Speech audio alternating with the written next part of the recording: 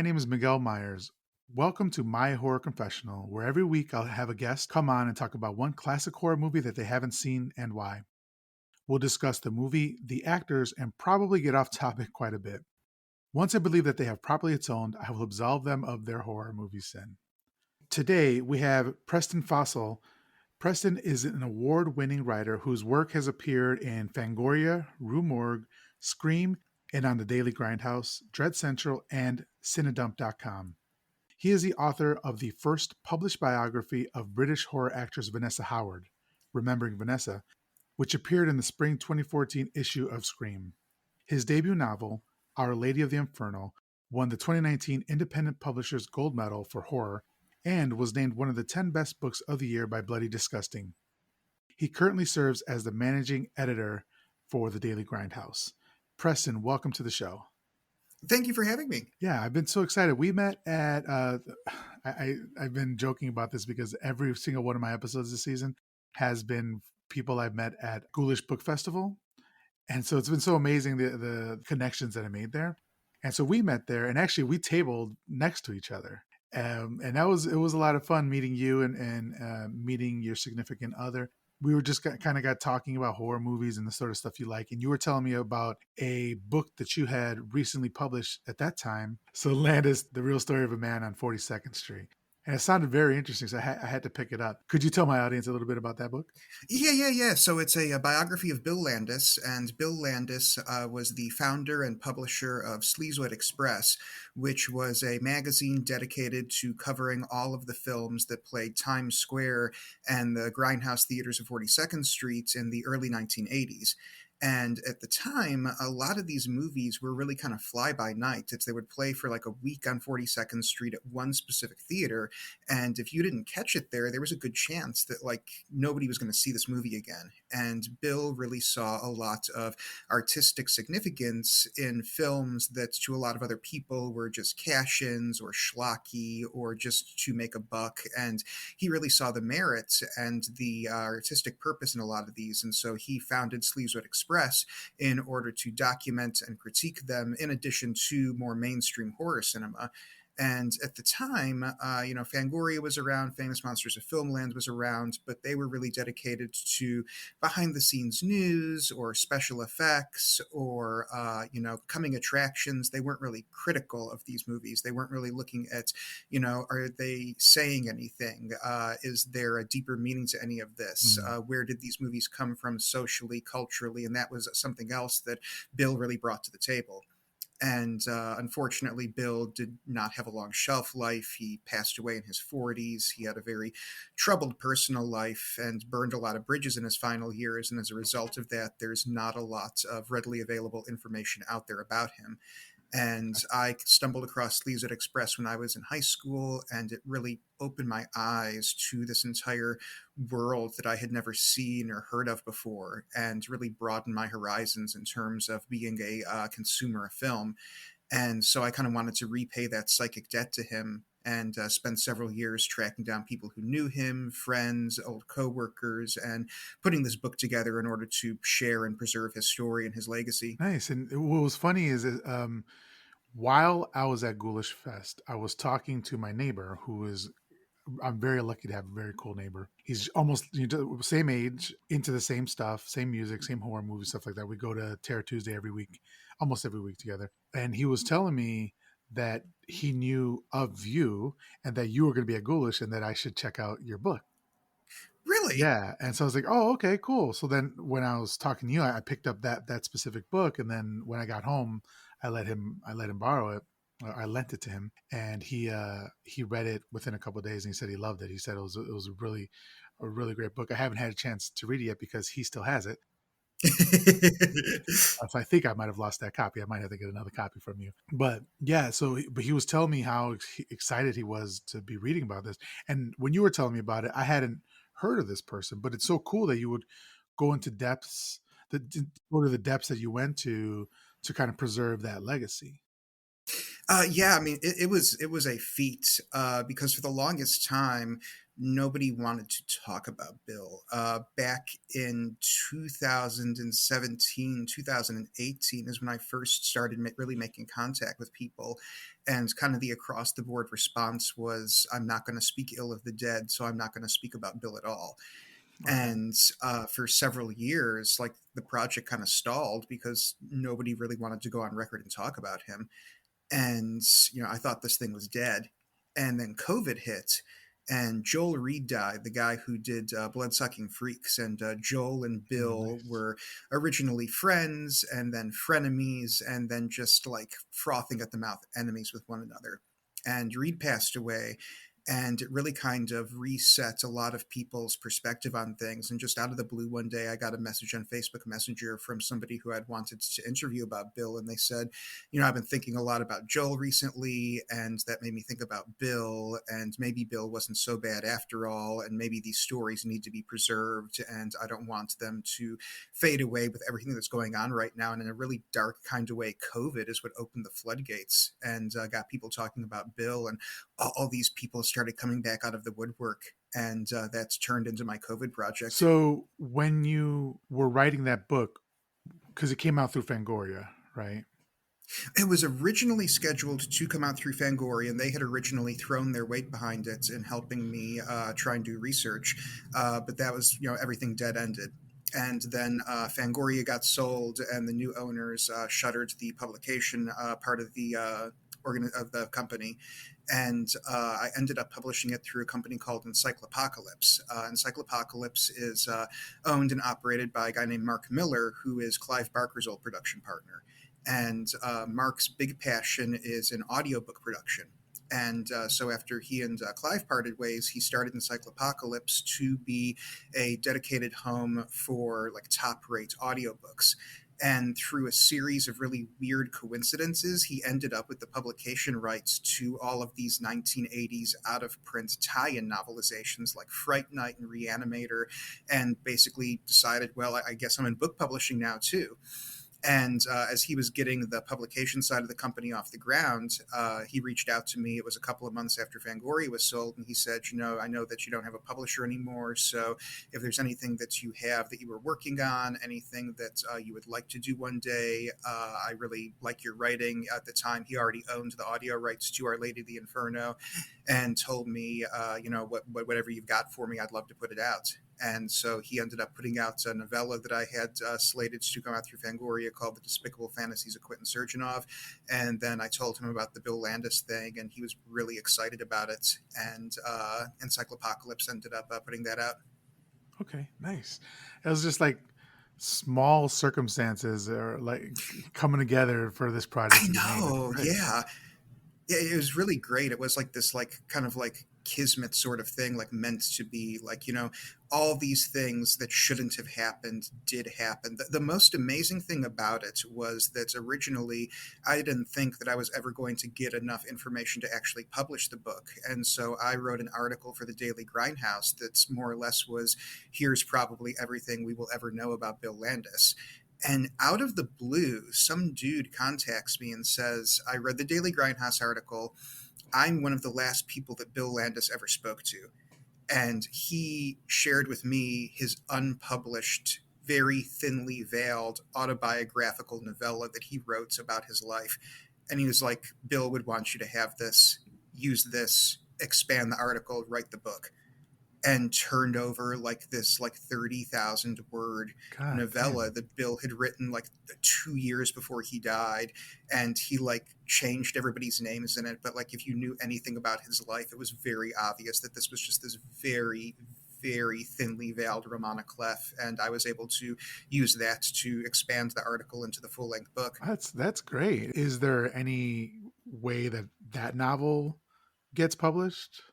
Probably not, Mm. no, because one of the conditions of my even being allowed to read it and excerpt it was that this person would be allowed to vet the book to see what information I was putting into it. Because Bill wrote this during a very troubled time in his life, Mm. and there was content in the book that could be considered libelous Okay. and litigious, because he was also using this to vent frustrations at people in his life and take pot shots at people people that maybe weren't necessarily fair or accurate. Okay. And yeah, so that probably will never see the light of day. Wow, that's too bad, but I understand. It was his burn book.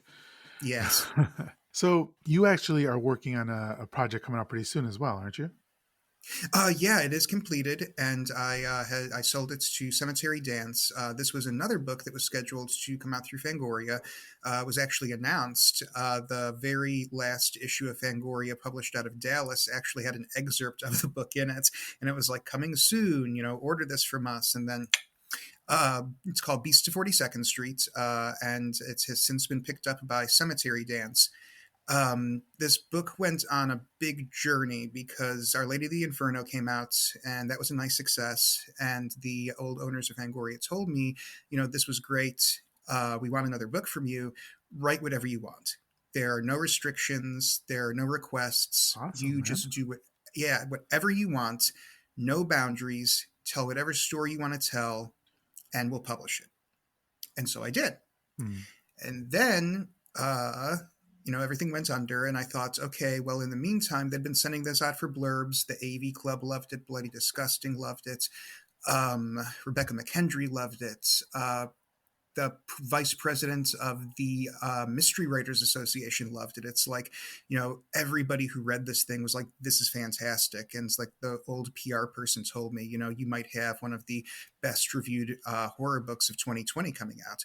And I was like, okay, so I don't have a publisher anymore, but with all of the great blurbs I've got for this thing, it's going to be a cakewalk finding somebody to pick this up. And so I started soliciting agents and I started soliciting publishers.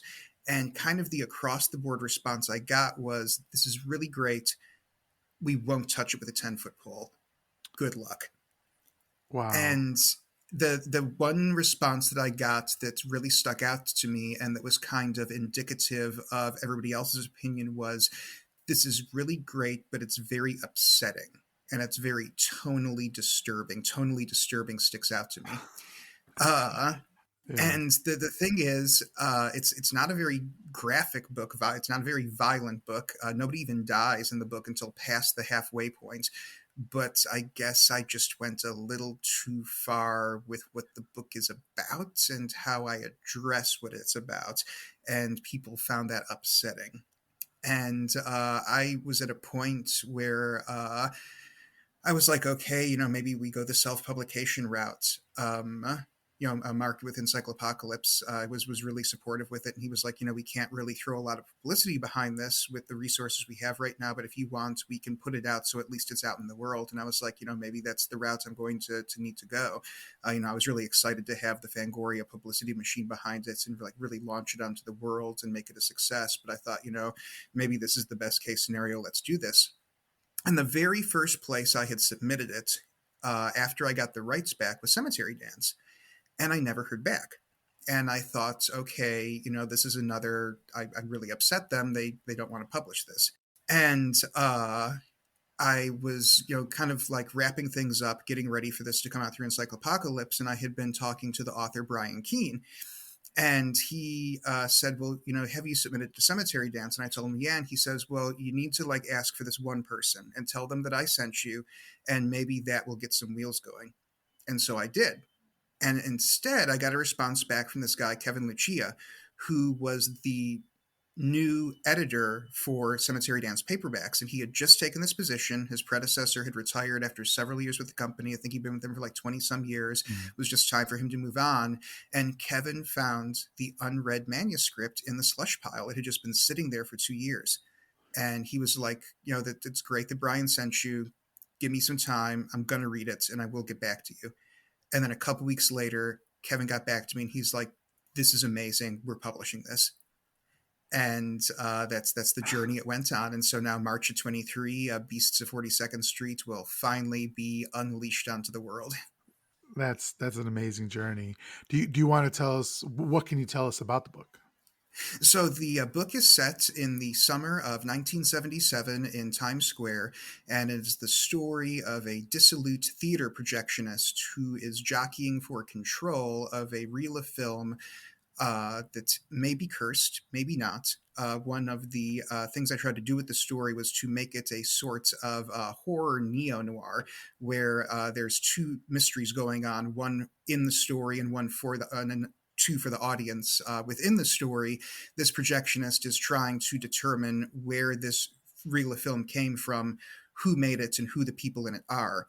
And then for the reader, the mystery is, what is the film? Because I dance around the content of the movie for a significant portion of the book to keep you on your toes and wondering, why is everybody who comes across this reel of film, why do they become obsessed with it? And the story is a countdown to the New York blackout of 1977, which, if anybody in the audience wasn't aware of this, there was this massive blackout in New York in Mhm. 1977, and in certain parts of the city, it resulted in just like all out pandemonium. Parts of New York got burned to the ground. There were riots. It was just like massive chaos with all of the yeah. Sorry to interrupt you, but it's actually credited with helping the birth of hip hop. Exactly, Yeah, yeah.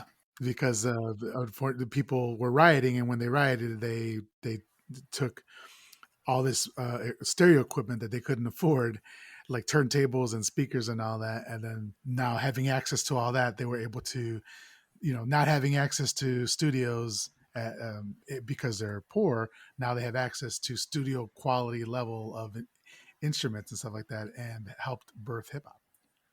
Yeah, that was one of the fascinating things to me about this, and why I wanted that to be the climax of the story, because it was like this, this almost like Phoenix type incident where like the city was consumed in literal flames and there was all of this massive destruction, but then, great things came out of that.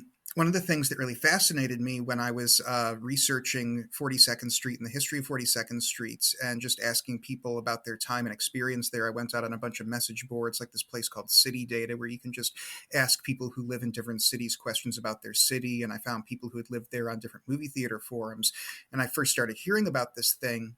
And I was like, oh man, 42nd Street just must have been the epicenter of hell with all of this going on.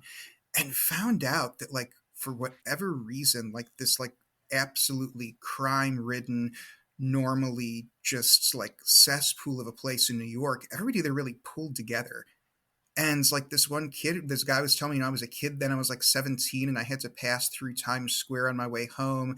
And like somebody offered to, watch out for me and my brother and like escorted us. And just like, that was like weirdly the one part of the city that like did not turn into hell on earth. Mm. And between that and between the riots, birthing the dawn of hip hop, it was like, this has got to be this event featured in this story that is this, a sort of deal with the devil story. And I wanted to parallel what was going on with the characters in the story and this cataclysmic event.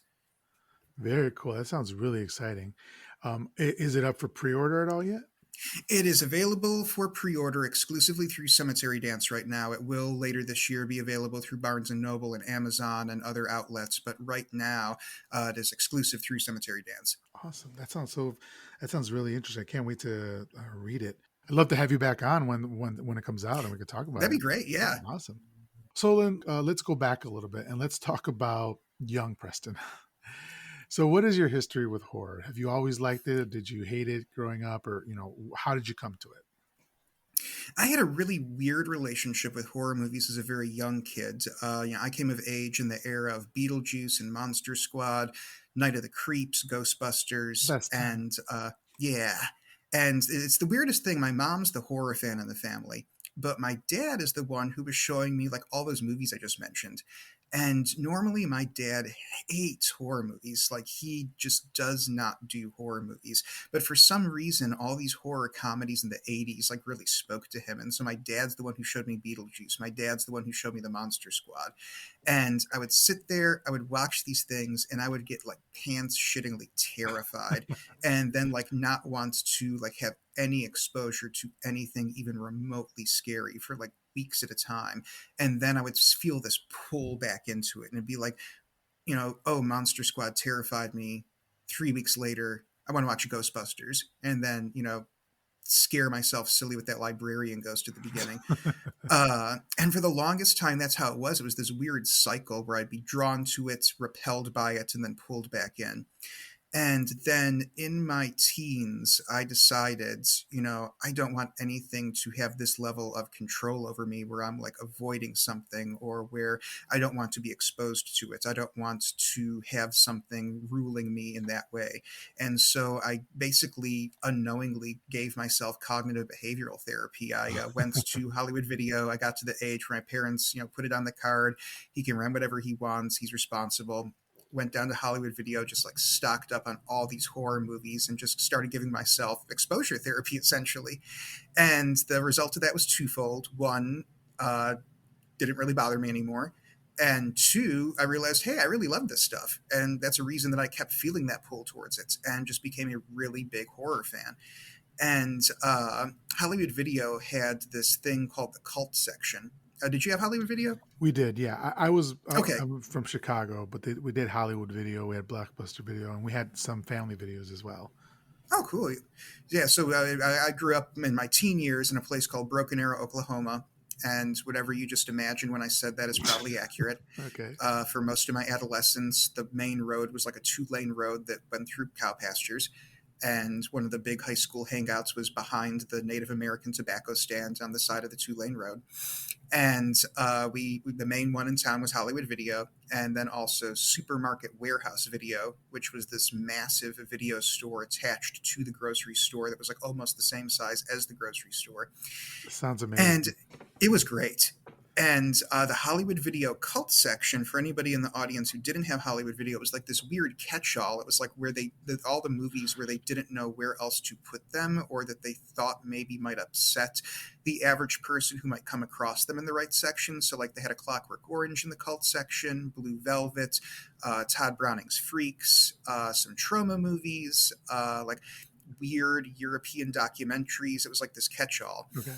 And that's where I came across exploitation cinema because for some weird reason, Yes. Broken Arrow, Oklahoma, of all places, their Hollywood Video and their Supermarket Warehouse Video had great exploitation selections. And so, like, to put it in perspective, like, I didn't see the Friday the 13th movies until I was in college because they didn't carry them. But I saw Henry Portrait of a Serial Killer, Whoa. and yeah, and I saw the Joe Spinell version of Maniac. Yes. Oh my gosh. Shit, what else? These are the kinds of movies they carried, but they didn't have, Friday the 13th. I think they had the very first Nightmare on Elm Street and none of the other ones. But I was able to see all this stuff like that. I wonder, is And it like so, yeah, they're flying under radar? They're like, okay, moms and dads know about Nightmare on Elm Street, so we can't catch that, but they've never heard about Henry Portrait of a Serial Killer. So I really wonder. yeah. And I wonder too if like the people who I don't know what level of control the managers of these stores had over their Right. stock, but I also wonder if like they were people like Bill Landis who thought, oh, Friday the 13th is too mainstream and mass marketed horror, but Henry Portrait of a Serial Killer is what is quality exploitation filmmaking and the sort of content that I should be offering to my customers at this location. Amazing. I love that accent there. Everybody who talks about Bill Landis does his voice. He had a very distinct Lower East Side / Staten Island accent, and every single person I interviewed about him invariably slipped into the Bill voice. And now when I talk about him, I can't help it. Yeah.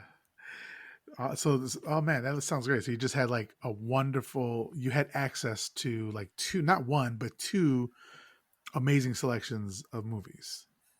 It was a dream come true for any southern rural living person who wanted exposure to underground New York and Los Angeles exploitation filmmaking. It was fantastic. Yeah, you're like, this is culture. That's great. So it sounds like you said your mom was a horror fan, which is awesome, and your dad kind of uh, showed you these movies. How about externally, outside of your family? Like, did you have a group of friends that was into horror with you? I didn't. I was very shy and introverted in high school. I got diagnosed with autism in my 20s, which, thanks a lot. I wish that they had the medical knowledge back then. But, I was the stereotypical weird, isolative kid. Hmm. And so I didn't really I had friends that I kind of associated with in school, but barely hung out with outside of school. I was very much a loner. My horror education and exposure was pretty much all self taught, for lack of a better word. Mhm. Yeah, I mean, same. Like I had the reason why I asked that question and why I'm so interested when my guests come on it and I want to know about their horror journey is because my journey and my listeners are probably like sick and tired of hearing me say it, but like I my haven't heard journey, of them. yeah, that's right. You haven't heard it.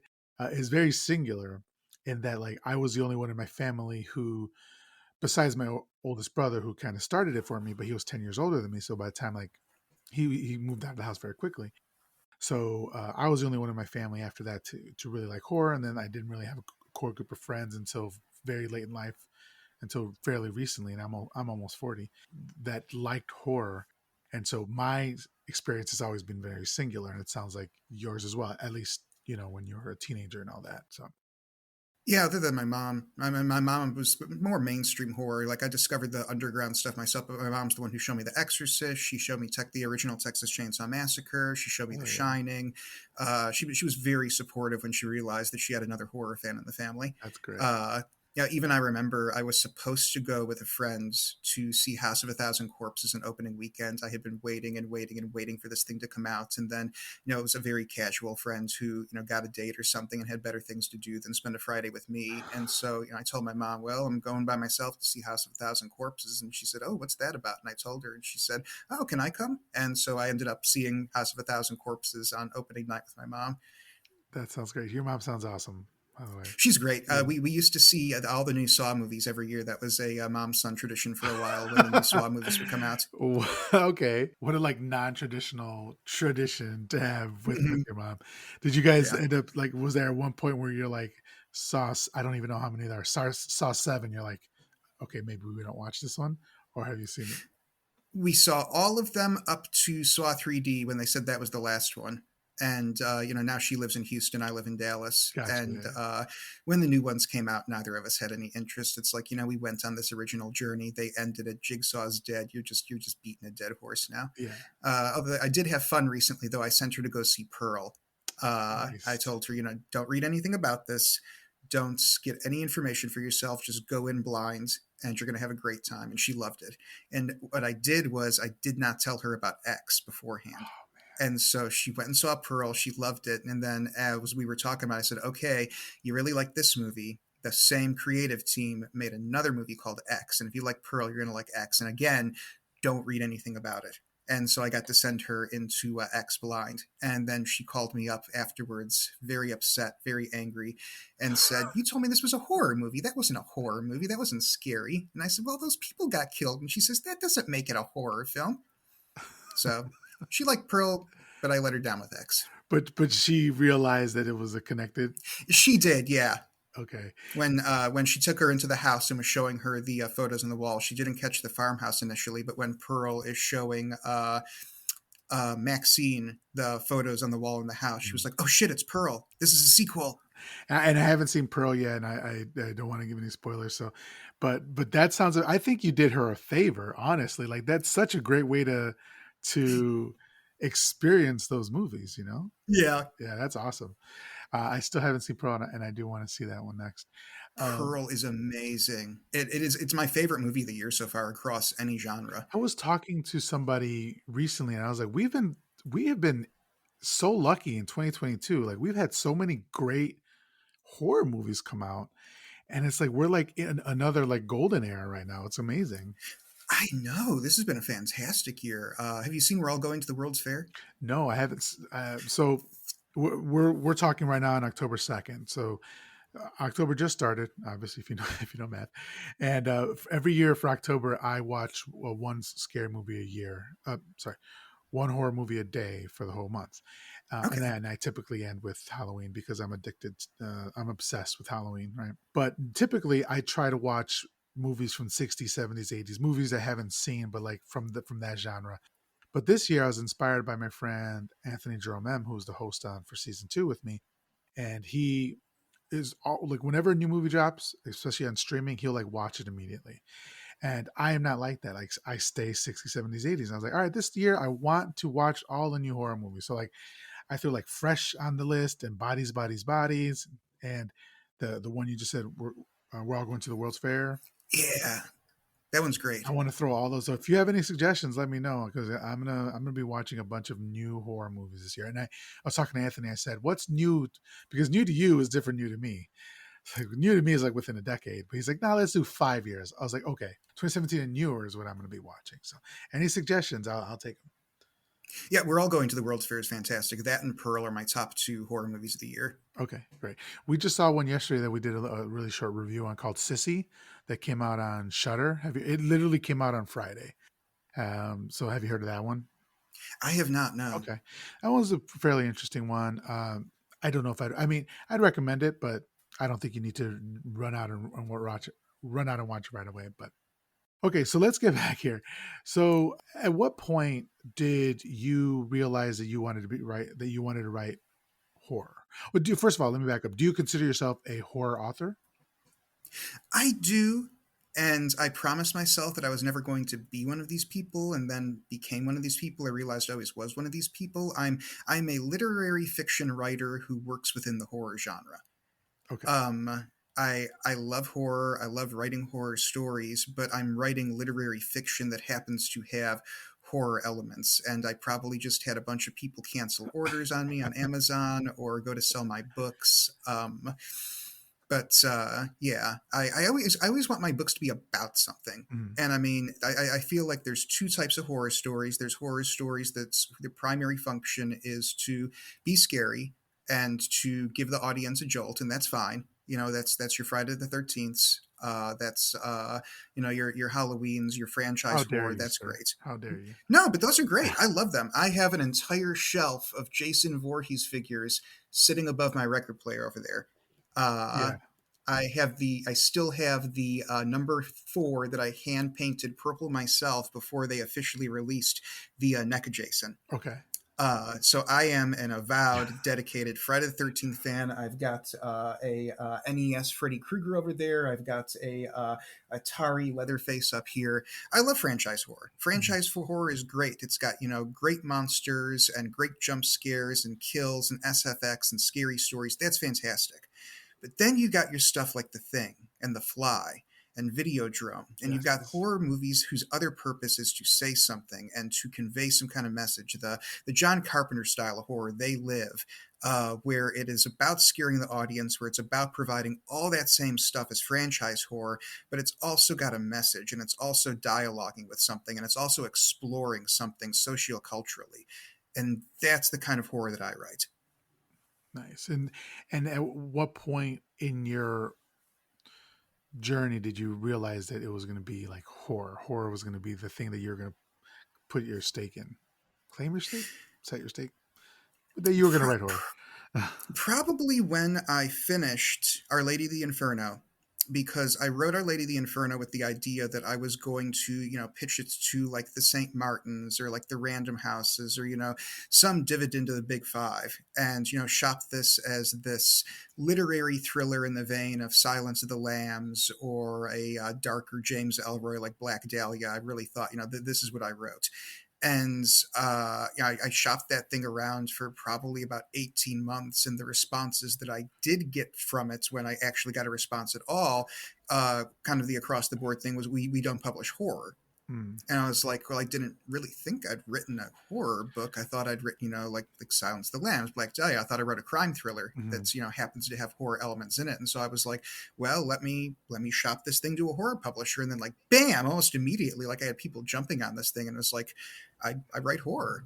And I mean, I was perfectly fine with that because I fell in love with The Shining when I was 13, which again, my mom bought for me. And that was one of the first like contemporary grown-up books that I had read. I'd read all those great illustrated classics books when I was in elementary school. The very first book I read on my own was a children's adaptation of Dr. Jekyll and Mr. Hyde. It's kind of one of these all the signs were always there sort of things. Yeah. And then I got into middle school and started to read the quote unquote real versions of those classic books. And then the first like adult contemporary book I read was The Shining.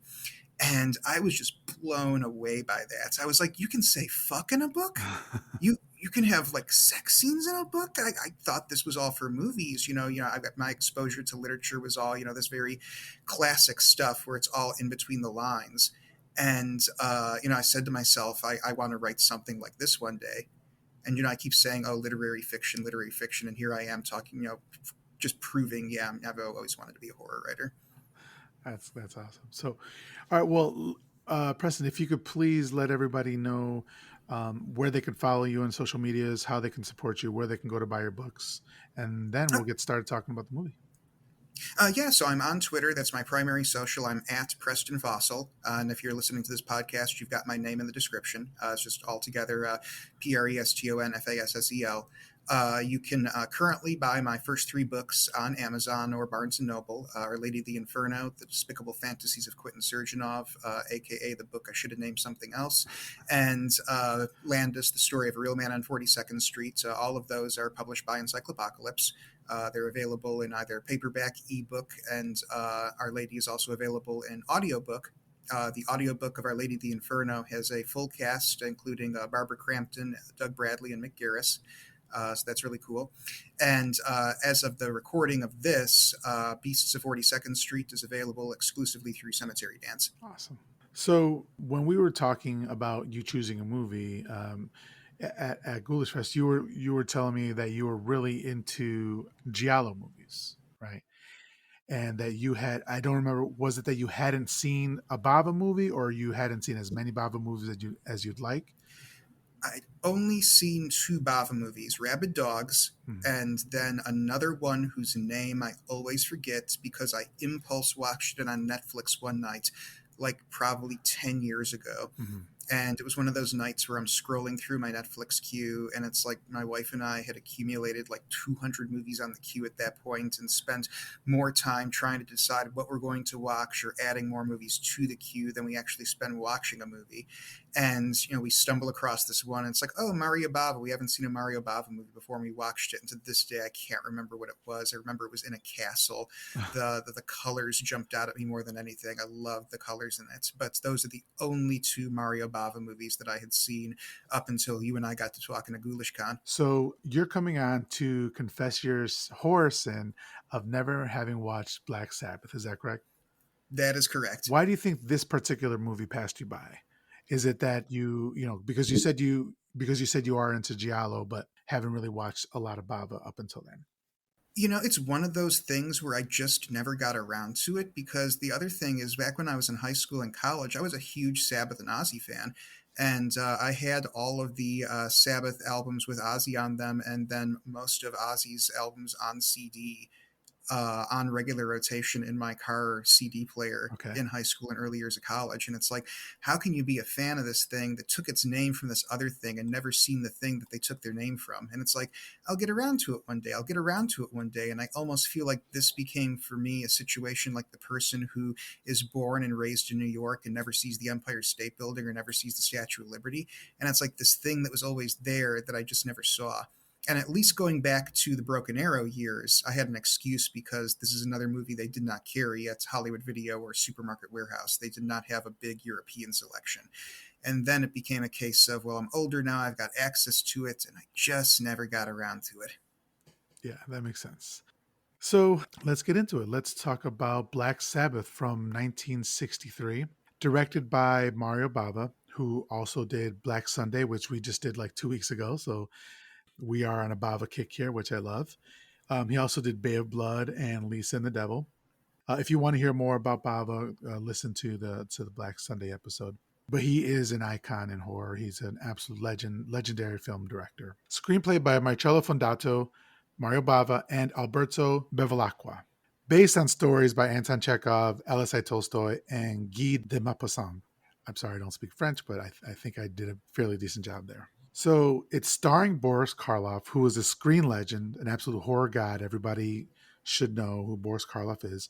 He, of course, played the monster in James Whale's Universal Monsters classic Frankenstein, which premiered. I didn't realize this. Frankenstein premiered when Karloff was 44 years old. Whoa. I did not realize he was that old when it came out. So I'm barely turning 40 in a month. I'm feeling good about my prospects. Happy early birthday. Thank you. I appreciate that. So Karloff was famous for this role as Frankenstein, but he only played the monster 3 times, right? Frankenstein, Bride of Frankenstein, and Son of Frankenstein, which nobody talks about because I don't think it's very good. But Bride of Frankenstein, I actually did with Max Booth late last year. Really? Yeah, because we did a reversal because he had seen it, but I hadn't, and he wanted to talk about his new book that had just come out, Maggot Screaming, which just come out, and it was like tied to that. And so I was like, sure, let's flip it. You've seen it, I haven't, so let's talk about it. And I did not like it. I didn't like it because I wanted more Bride of Frankenstein. And she, spoiler alert here, 10 seconds probably. She doesn't appear in Bride of Frankenstein until the very end. It only. Oh, have you seen it? Sorry. Oh yeah, yeah. They used to marathon them. What network was it? This is another me and mom thing. We would watch the Universal monster movies around Halloween every year because lived in St. Louis for several years before we moved to Broken Arrow, and one station there around Halloween time would always marathon the Universal movies. Very cool, very cool. But I didn't like it because she showed up in the last 5 minutes and then was killed off. And I thought I hadn't seen any trailers for it or anything, so I thought going in, this is going to be a dope ass movie about the Bride of Frankenstein. Same with me. And no, it was not. It was just more of Frankenstein, which really was a Yeah. disappointment. So, but anyway, yeah. So I didn't realize he only played it 3 times, and that was pretty cool. I would have lost that pub trivia question because I really thought that he was in Abbott and Costello. Uh, Abbott and Costello meet the Frankenstein. Yeah, I really would have laid money that was him. I really thought that was him. Let me make sure that I am not wrong. No, Glenn Strange. Okay, cool. Yeah, Glenn Strange. You were right. Yeah, cool. I'm thinking because Bela Lugosi's in there, Lon Chaney Jr.'s in there. I think I just filled it in my mind. Oh, we got a trifecta. Yeah, and I think from what I read was that he didn't want to dilute the performance that he gave from Frankenstein with this Uh, comedy. He's like, so he was an artist, right? He had some standards, some morals, or whatever. But anyway, so everybody kind of knows his early life. I wanted to talk a little bit about his later life. So he was actually born William Henry Pratt on November 23rd, 1887. He emigrated to Canada in 1909 and joined a touring company based out of Ontario and adopted the stage name of Boris Karloff. But he never legally changed it and would often sign legal documents as William Henry Pratt, aka Boris Karloff. And his daughter actually ended up changing her name to Karloff legally for career reasons. So his career had many ups and downs, but it experienced something of a revival in the 60s thanks to hosting the TV anthology series Thriller, and also by his wonderful performances in The Raven from 63, The Terror from 63, and then the ultra eerie Black Sabbath from 63. So he had a really good year. He also did the Lovecraft inspired Die Monster Die in 65. So Karloff's last great role was as an aging horror movie star confronting a modern day sniper in the Peter Bogdanovich film Targets from 68, which I haven't seen, but I need to rectify immediately.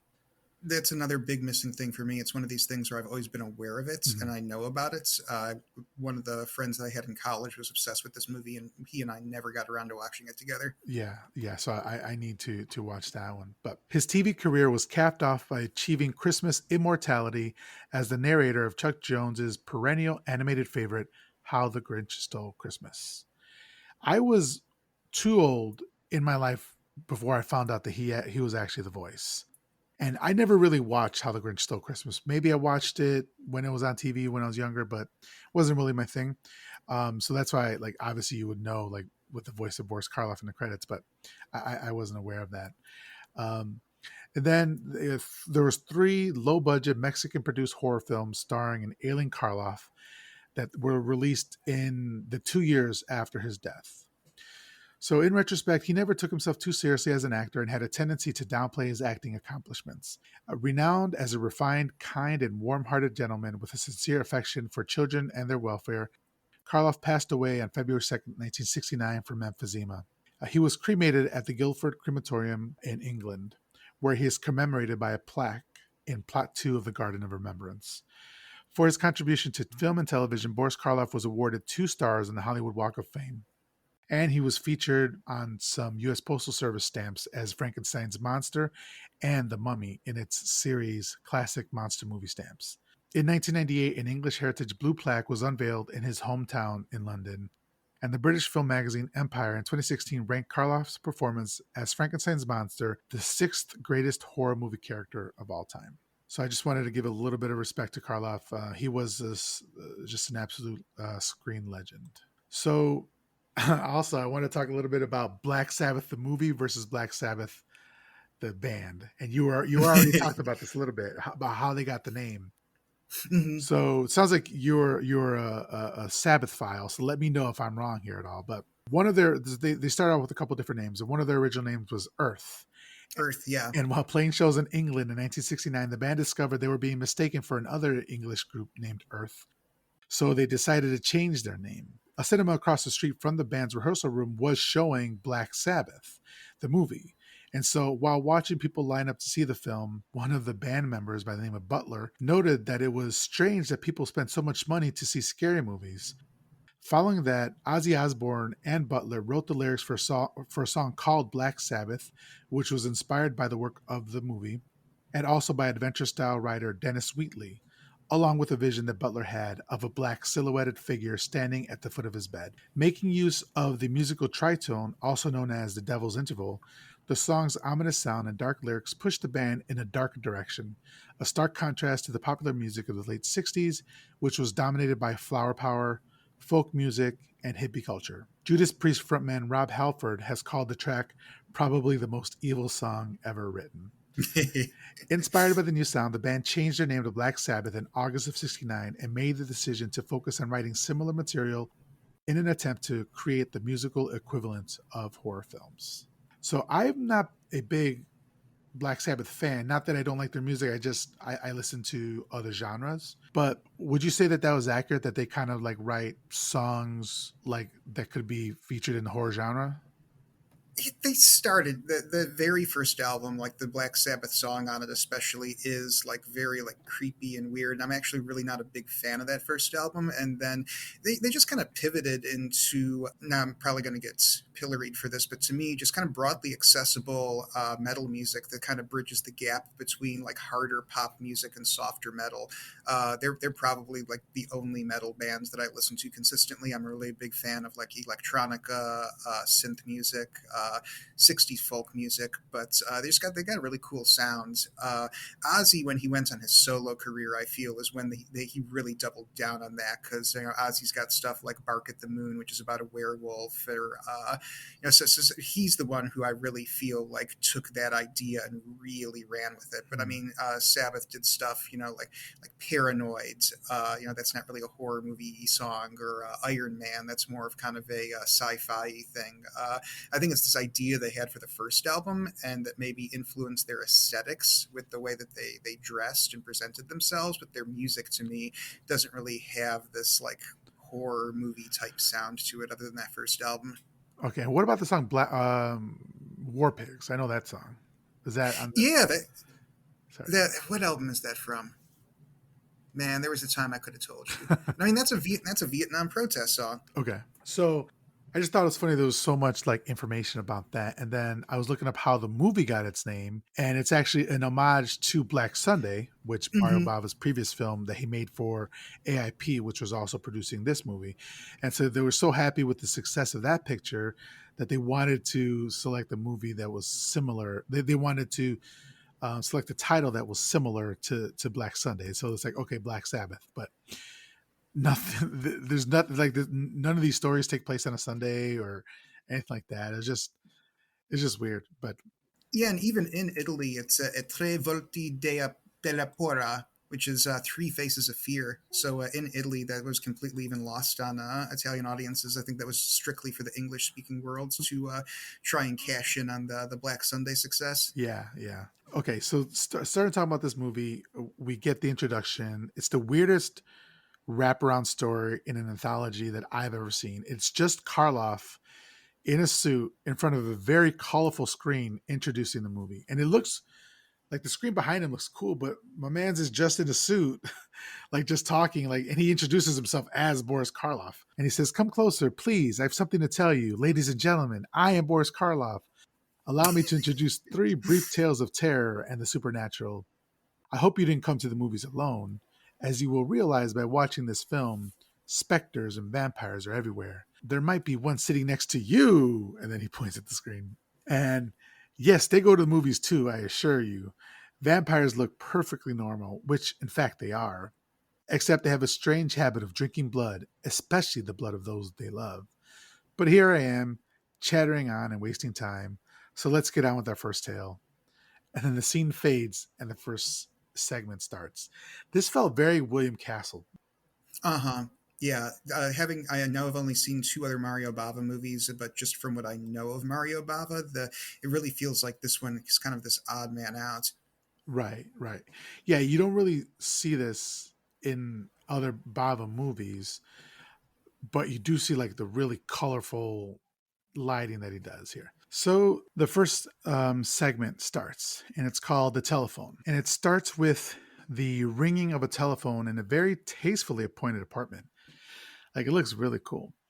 And it rings and rings and rings, but stops just as someone walks in.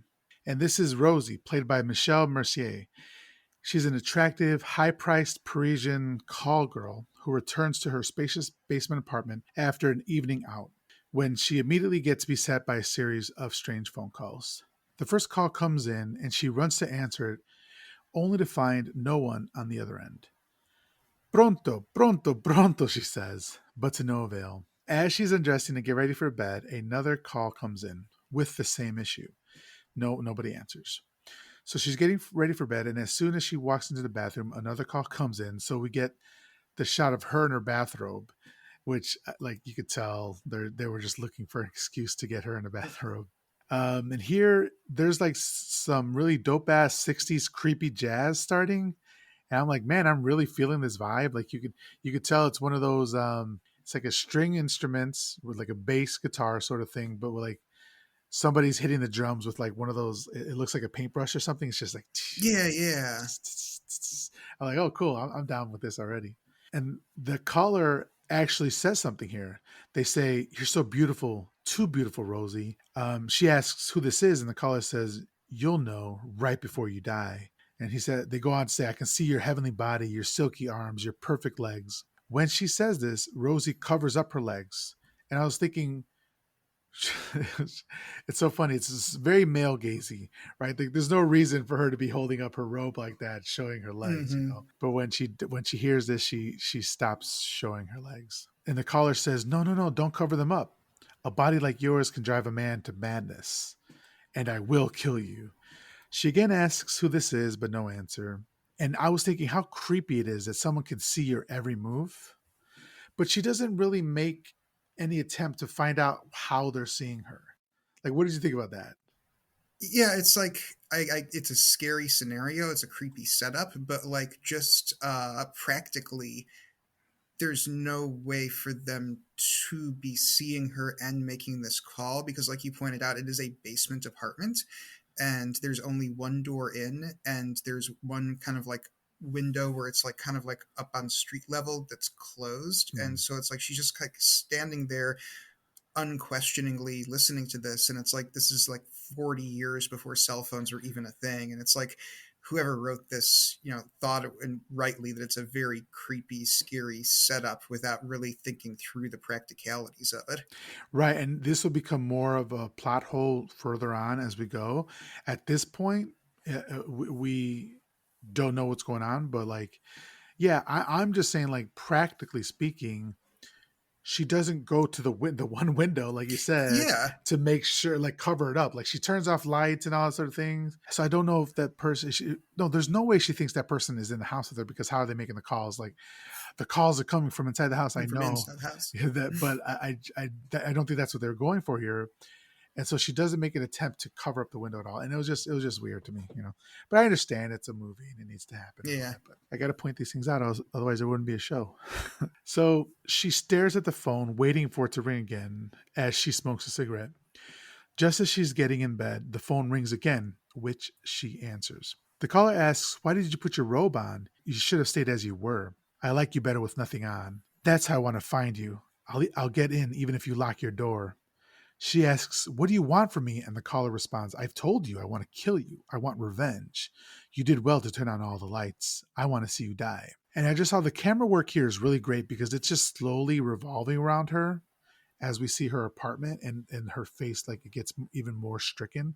I just thought it was really, really well done there, because this particular scene is kind of claustrophobic, or this particular segment is kind of claustrophobic because it all takes place in this in this apartment. We don't go out of it, and so Bava does really well in making it still visually interesting, you know, with the different colors, with the different shots. Some of the shots are from like up top, almost like if it was a security camera, although I don't think they had those then, but it was like up in a corner and looking down at her. I just thought it was really cool.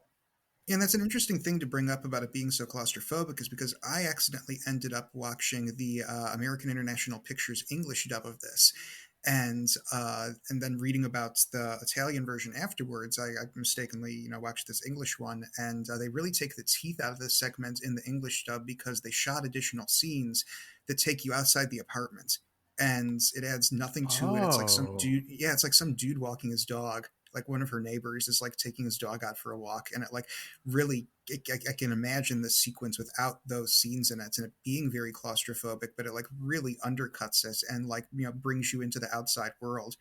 And then they also put different music in it too. It doesn't have that cool like old school what I call murder jazz in it. It's just I don't know why you would take something that could be scary in a scary movie and then just totally neuter it. I'm interested now. What kind of music did they put? Completely unremarkable, where it just like doesn't even pop out. Like I didn't even like think about the music Okay. until you started talking about the music in the original Italian, and it's like it's not even a presence. Yeah, I was very lucky. I saw the version on Shutter, which is the Italian version, and another thing I was going to say is you get Karloff, but you dub his, like in the beginning when he's introing it, you dub him over an Italian with an Italian voice, and it's like that's one of the, well, I guess maybe at this point yet he wasn't known for his voice. It was more like his acting, but I don't know. I just thought that was interesting. But yeah, I until after I saw this movie, I didn't realize there was two versions of it. And I know that there's also some changes they made with the relationship between the two women in this story. Yeah, so in the original Italian version, they're prostitutes, and it's made clear, like you even mentioned already at this point. It's like it's clear from the outset that this woman is a prostitute, and in the American version, they are just friends. And then also they are very clearly involved in a menage a trois between these two women, and then the man who will become a key element of the story. Whereas in the American version, there's absolutely no hint of lesbianism whatsoever. I was just say it really takes the teeth out of the story. Yeah. Yeah, and like you, I didn't realize that there was an Italian version until after I watched this. I thought that this was at a point in his career where Mario Bava had started to enjoy some crossover success in the states, and I saw that American International Pictures logo at the beginning, and I was like, oh, okay, cool. They hired Bava to shoot this movie for the English language world, which shows just how big a hole in my education this really was. Yeah, I would, if you haven't already, I would seriously recommend watching the Italian version, because from what it sounds like, it's kind of like a different movie. It's at least this segment, and I hate when like producers and the studio gets in the way. It like starts meddling with the director's vision. So I'd recommend it because it was a lot of fun. And I don't know if this is saying something too soon or spoiler, or do we do spoilers on this? Yeah, I don't. I Oh, mean, so yeah, I do spoil the whole thing. so in the American version, they make it supernatural.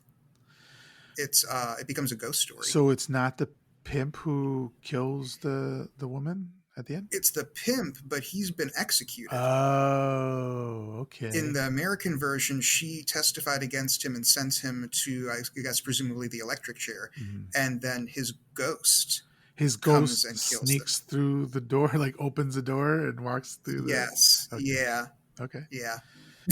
And then inexplicably, apparently in the American version, this person's mind, you can kill a ghost with a kitchen knife, because she it still ends with her shanking him in the bed, and ends with like his dead body on the It's ground. so unnecessary, so Yeah, unnecessary. But yeah, I have no clue why. And I mean, that's like such a non-problematic element. It's an escaped con. Why not just keep the element of he's an escaped criminal? Why do you have to make him a ghost that can be killed with a butcher knife? yeah, yeah, and even in the Italian film, they only hint at lesbianism. It's not like they embrace and kiss and start, making out. It's like as soon as Mary the friend, yeah, as soon as Mary the friend like brings it up at all, Rosie's like, let's not talk about it right now, So it's like very lightly hinted at, and even that they're like, no, we can't have it. It's so fucking Yeah. dumb. So, all right. So, I would say maybe don't watch the American version. Like for my listeners, don't watch the American version. Make sure you're watching the Italian version. But we didn't realize that at the onset, at least. So, as soon as she hangs up the phone, she goes to pour herself a stiff drink and hears someone running outside. She goes to check to make sure his door is locked and stuffs a handkerchief in the peephole, which is smart, right? Something that I appreciated her doing. She also starts turning off all the lights in the apartment. She goes and looks for her valuables, cash, and jewelry and hides them under the couch. She then looks around nervously as if she's being watched. She picks up her phone and stares at it, waiting for a call, but nothing comes in. Then she picks it up again and it rings, and as it does, she drops it on the floor. And through the receiver, we can hear the stalker saying, I know you can hear me. They say they saw her hiding her things, but they don't want that. They want to kill her. They say, you haven't changed, and I don't want them. I want your splendid body, not to caress you, but to wring your neck. So it's obvious at this point now that it's someone she knows. And they go on to say they want to choke her until she suffocates. And then they go on to say, I'll do it, Rosie. You'll see. And Rosie pleads with the caller to tell her why, to tell her who they are, but it's just silence on the other end. As she collapses and sobs, the camera pans to a window with the shades drawn, but there's a sliver of one of them open, and we see two crazy eyes looking in. So this is what I was thinking, what you said earlier is, how is this person making calls, but also they're outside her window right now? I'm like, this is 1963, there's no cell phones. Huge plot hole here. Unless it's one of those like 1980s phone cords that were like 50 feet long. I mean, do you remember those? Yeah, but then as we're also going to find out, the caller is making the calls from like another part of town. So Right. it's like, who the hell is peeking through the blinds? Exactly. Yeah. It's a plot hole. I definitely agree. Yeah. Because she says, give me 5 minutes. Right. So she's at least 5 minutes away. So Yeah. then she hears footsteps echoing outside of her apartment. She goes to her door to listen, and she sees a piece of paper slipped under her door. She opens it to see a newspaper article with a picture of a man stating Frank Rainier has escaped. So then in the American version, does it say Frank Rainier has been executed, or does this not happen at all? It's a blank piece of paper, and then like the ghost starts writing on the paper. And like letters start appearing on the paper in like green ink. And I think it's like says something like I'm gonna kill you or something. And it's like this like almost like stop motion special effect. You like see the paper in her hands and like letters starts like appearing on the paper. They should have gone full ghost then. Like Yeah.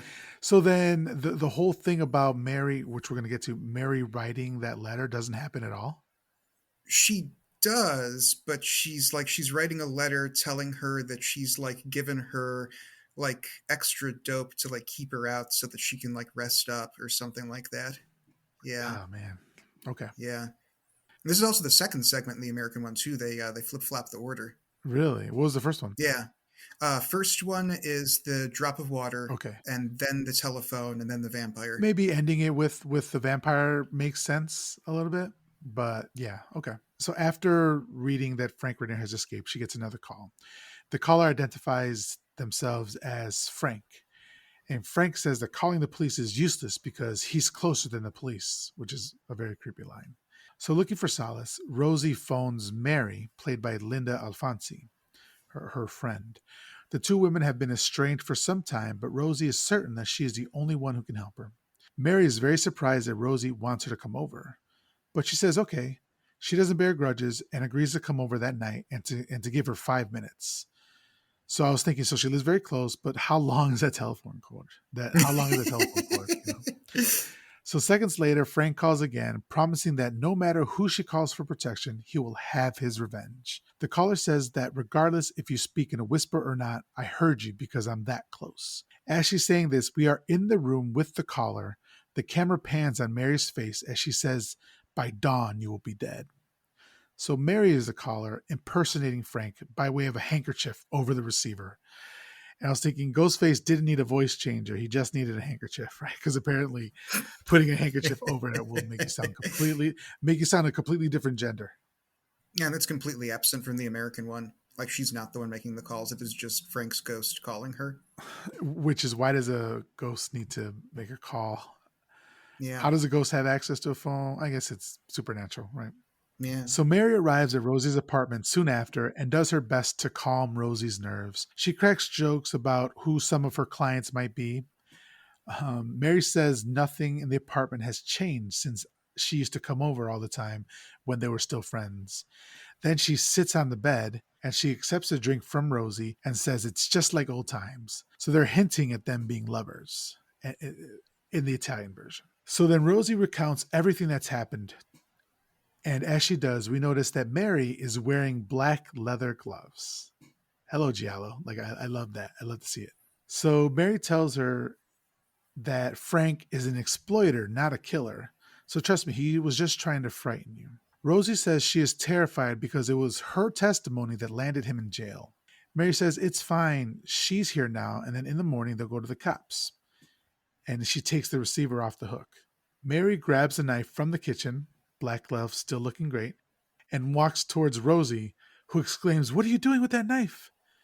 But Mary puts it under the pillow and says, "You never know." So she gives the panic struck woman a tranquilizer and puts her to bed.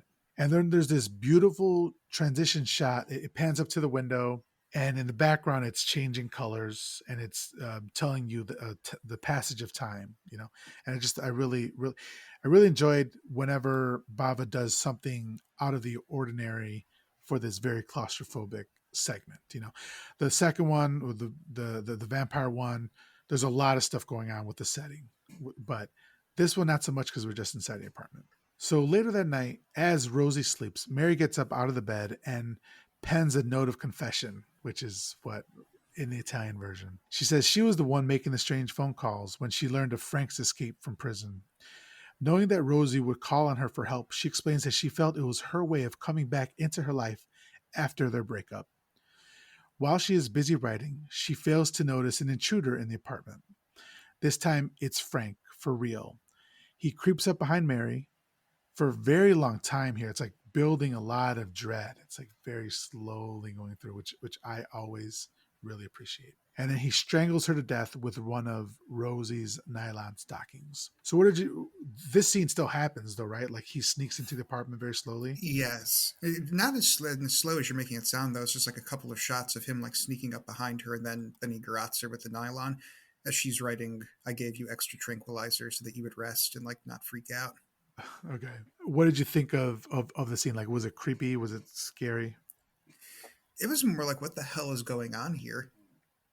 Because it's like, so wait, because you really have to like dig for like clues as to what's going on in the American version. They do not make it clear. And it's like, I was watching this with my wife and we were like, so she testified against this guy, is he dead? Or like they do not do a good job with the rewriting and dubbing for the sequence. It's so that by the time like he is strangling her, it's more a sense of what the fuck is going on versus, ooh, this is really creepy, this is scary, oh my god. Okay. All right. So then the sound of the struggle awakens Rosie and she grasps in fright. The murderous pimp realizes that he just killed the wrong woman, saying, "Damn, always where you shouldn't be," and slowly makes his way to Rosie's bed. Groovy jazz going the whole time. Rosie grabs a knife under the pillow and stabs Frank with it just as he lunges for her to strangle her. Then she drops the knife and breaks down in hysteria, surrounded by the two corpses of her former lovers. And that's the end of the telephone.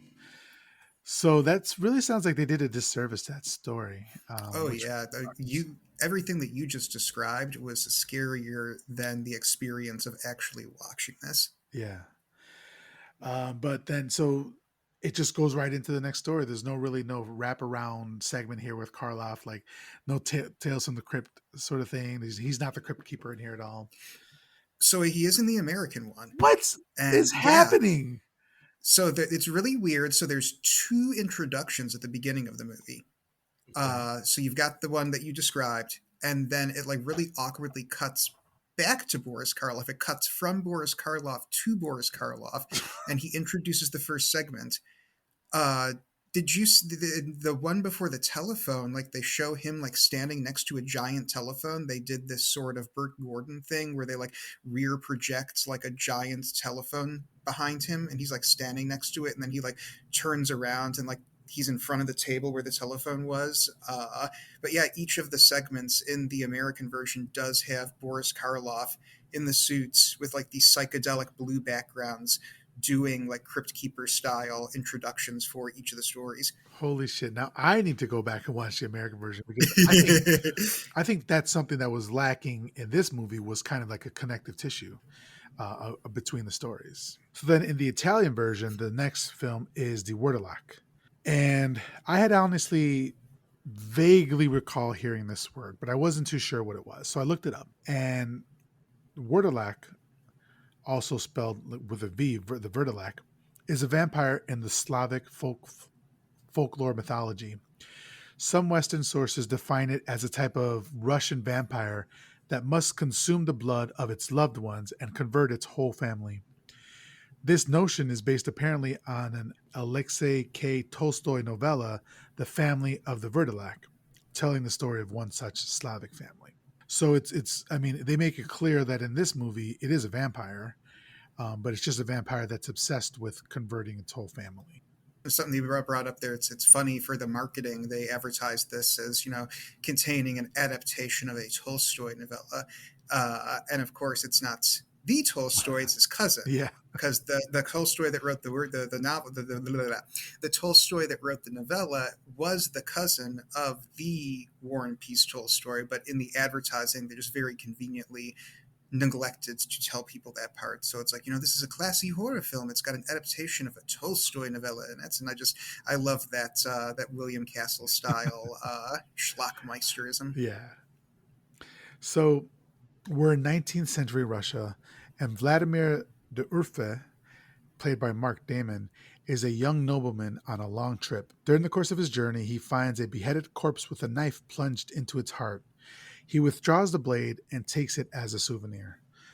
So, just backing up just a little bit, already, just in the first minute of this story, it's already like visually different than the first one. Like, we were in current day Paris in the 1960s in the first story. And the second story, we're in 19th century Russia, and it looks very gothic, and it looks like very overgrown woods and tree limbs reaching out to you, and like it just in a dark night, like fog and all that. It just looks really different, and I really love that. This is where they spent all the money. Right? Yeah, It's like Mario Bava like front loaded the production on this thing, and it almost feels like once we get to the other segment too that he like blew his budget on this segment and then had to figure out how to like stretch what money he had left for two more installments, because this one is so lush. yeah. This one is lush, right? And the other two stories Yeah. are very contained. You know, like almost like they were shot during COVID or something. Uh-huh. They really do have that sense to them. And I mean, this one is like, there's so many sets and like outdoor scenes and like guys on horseback. This is where all the money went. Yeah, abandoned castles, abandoned monasteries or convents, all that sort of stuff. Yeah. So he withdraws the blade and takes it as a souvenir. Later that night, Vladimir stops at a small rural cottage to ask for shelter. And I just say, I love how creepy this set looks. It's perfect gothic atmosphere. After tying up both horses, he goes inside and notices several daggers hanging up on one of the walls and a vacant space that happens to fit the one that he's discovered. I'm curious if there were any changes to this story made that you're aware of.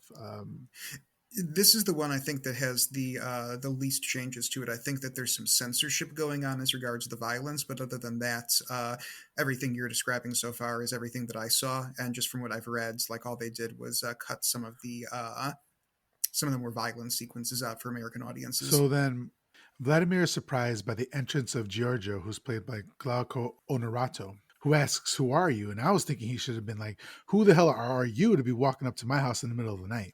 But Vladimir says, "This is how you greet strangers in this house with a gun?" And I say, "Yeah, motherfucker, you're lucky he didn't shoot you in the back. What are you doing here, man?" But Vladimir explains who he is, and Giorgio apologizes, and he explains that the knife belongs to his father, who has not been seen for 5 days. Then he asks where he got it from, and Vladimir offers to show him. Back outside, the body has moved, and Giorgio's younger brother, Pietro, played by Massimo Righi, notices it's on the ground, runs, and stabs it again, saying, "You have to stab it through the heart." This is true. In Slavic folklore, you have got to go far to take a vampire out.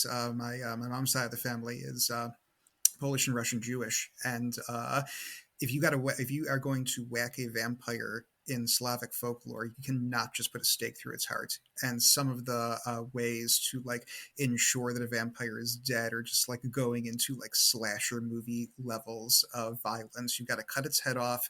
You have to turn the head face down when you bury it. You've got to stab it through the heart with a dagger, and also in some variations, you've got to sew garlic into its mouth and set the body on fire. And if you do not do that, it will come back. That sounds awesome. I was like, so you don't burn the head, you bury the head face down, but you burn the rest of the body. And yeah, and then there's like Yeah, variations, yeah, of yeah. course, but like they're all like going like super far. It's like you cannot just take the head off. You cannot just stab it. You've got to make sure it's dead.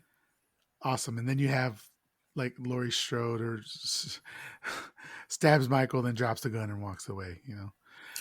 Drops the knife, I should say, and then walks away. So then, I'm sorry. Go ahead. I was just gonna say you'll appreciate this. A couple of years ago, the Halloween before COVID, a very good friend of mine, he and his husband throw a big Halloween party every year, and it's always capped off by the original Halloween. Right. And this one year, he'd invited some coworkers of his, and one of them had brought their grandmother. And it was like this, like little old, like 80-something-year-old, like Sophia Petrillo from Golden Girls type woman. And like when that scene happened in the movie, like throughout the entire movie, this woman had only made one comment, and it was, "Why is he killing these nice girls?" And that was the only thing she said through the entire movie. And then you get to that scene, Laurie Strode stabs Michael, and she starts walking away, and this little old woman just says, "No, no, honey, you can't just leave. You've got to make sure he's dead. Stab him again." It was Hell hilarious. yeah, I love it. Yeah, she's got the right idea. Yeah. I'm a Laurie Strode apologist, though. I'll just be like, she was in shock. She didn't know what the hell was going on. Yeah. But then Giorgio asks if it was Ali Beck, and Pietro says yes, he was the only one who dressed like this. They then tell Vladimir that Ali Beck was a criminal who terrorized these parts and killed many people. So Giorgio and Pietro are certain that the corpse of Vladimir had discovered is that of Ali Beck. And they warn the Count to leave, but he decides to stay the old man's return. So then they invite him into the house and he introduces them to the rest of his family. He meets his wife, played by Rika Dialina, and her name is Mary in this segment, and their son, young Ivan, and then his sister, Sedenka, played by Susie Anderson. And they offer for him to stay the night there, even though they also just warned him to leave. So that it subsequently transpires that they're eagerly anticipating the arrival of their father, Gorka, or Gorcha. Let's say Gorcha, as well as they tell him the reason for his absence. He has gone to do battle with the outlaw and the dreaded Wurdelak, Ali Beg. And Vladimir is confused by the term Wurdelak, and so Sedenka explains that a Wurdelak is a walking cadaver who feeds on the blood of the living, preferably close friends and family members.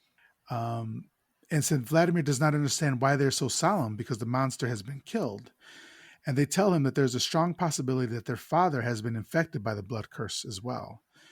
Their father said that he'd be home within 5 days, and if he showed up after 5 days, to kill him because he was most likely a Vordelak now. And they actually say that in 2 hours, the 5 days are going to expire. So I think at the stroke of midnight, basically. So at the stroke of midnight, Gorcha, played by Boris Karloff, returns to the cottage.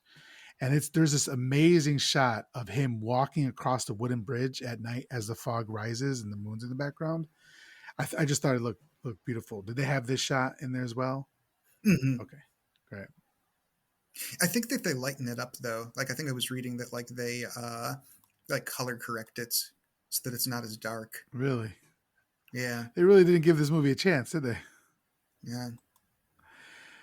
So they see him. They're looking out the window and they see him, but they're not sure if the 5 days have passed, as it just struck midnight. So Gorka gets closer and closer as the dog wails in the background until we finally get the great reveal of Karloff as Gorcha. He says, "Why aren't you trying to help me? I'm injured." And he looks pale and blue and terrible. Like, what did you think of how he looked here? It was pretty cool. Yeah. So they try to clean his wound, but he doesn't let them. He says he's hungry, but back inside, when they try to give him food and they say that it's meat, he says meat, and like he uh, he hits it out of the wife's hands and says he's not hungry anymore, but he is cold, and his face looks really pale. Looks that purple blue that you see in Hmm. cadavers. Like at this point, there's no question, but because it's their father, they're not sure what to do. And then in the background, we keep the dog. We hear the dog howling, and he, fed up with this howling, he orders his sons to kill the dog. And then they remind him that that's his favorite dog, and he basically says, "I don't care." He demands them to go kill the dog. So Giorgio goes out.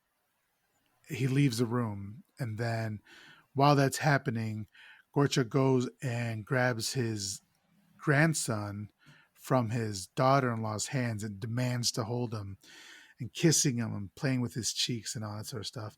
While that's happening, we hear in the background the dog gets shot. We hear the shot go off and the dog yelps and dies. I hate when dogs die in movies. It sucks. Yeah, yeah. But unfortunately, that happens. Poor puppy. Rest in peace. Giorgio comes back inside and says that the child needs to go to sleep. So at this point, did you have any? Was there any question in your mind that Gorcha was a Wordle? No, and it's like this family doesn't even have the excuse that like they don't know what's going on. It's like we basically get the idea. This guy sat them down and was like, "Look, I'm going out to do this thing. I may come back as a vampire. If I come back as a vampire, I really need you to kill me." And then like that exact scenario happens, and they're like, "Well, what do we do?" It's like, you're prepared for this, man. Come on. It's like, this guy told you, I may come back as a vampire. I may need you to kill me. Like, you were prepared for this scenario. You are better prepared than most people in horror movies for what's going on right now. Yeah, and they still couldn't do it. And there was even a question. They're like, "Oh, we don't even know if the 5 days have passed yet." And then Gorcha comes in. He's like, "It's been 5 days." And they're like, "He even said it. He said it." And they still don't do it. There's kind of this case of him showing back up, and he's like, "Remember before I left, I told you that I might come back as a vampire? Well, I'm kind of a vampire." Yeah. He's like basically daring them to do something, and Yeah, then they don't do anything. So yeah. Vladimir then says it was he who found Ali Bak's corpse. And Gorcha asks how he knows it was Ali Bak. And they say they found his knife in his heart. But he says that's not enough proof. Then he pulls out Ali Bak's head from a bag next to him. And it looks fucking great. And it's actually used in the key art for the poster for the movie. Yeah, and the holding it up Yeah. on the, yeah. Was this cut out? Or did you see No, this? I, I can't remember. Okay. And I know I just watched this a couple days ago, but I can't remember. Yeah. Well, I was just thinking because it's not bloody at all, but it is a bit gory because there's like bits dangling from the neck or whatever. But maybe they did, maybe they didn't. But I would just assume that they would have cut at least a little bit of it.